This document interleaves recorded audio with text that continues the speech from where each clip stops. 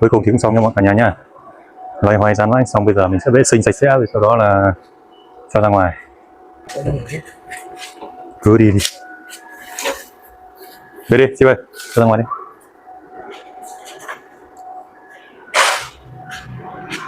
Thôi chị ơi, thế thôi, đừng ấy nhiều quá nó vào này nó chui cả nước mưa vào đấy hỏng hết. Đi. Thế thôi.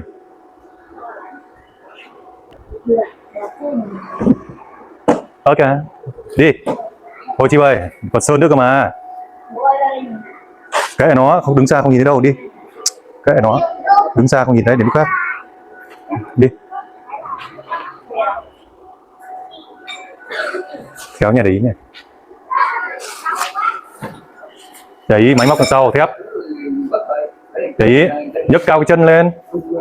Chân cứ dí sát xuống đất lên đi kiểu gì. Đi nhấc cao chân lên. May có người giúp đỡ chứ không mệt phết cả nhà nhé. Để dọc ngang cái đường nha. Kia ngang cái đường này. Đấy, để như lần trước mình để biển bia ấy. Đây ngoài đây cơ mà. Đấy, một đầu trong một đầu ngoài, không ai để thế, một đầu trong một đầu ngoài. Hiểu không? Có hiểu một đầu trong đầu ngoài không? Cho ngang ra. Bằng mép đường này. Bằng mép cái này nhà mình.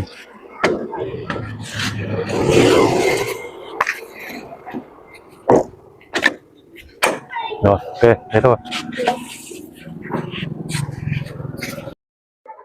Bây giờ khu vực này nhà mình thì mình sẽ tháo bỏ cái này và sau đó hàn cái hàng rào ở đây mọi người nhé.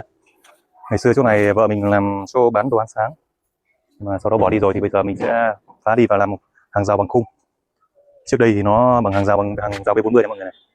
Đấy, hàng rào B40 nhưng bây giờ mình sẽ bỏ đi, mình không làm hàng rào B40 nữa, làm hàng rào bằng khung thép cho nó nhìn cho nó sáng và nó rộng nha mọi người nha. Mọi người cùng theo dõi quá trình mình làm việc nhé.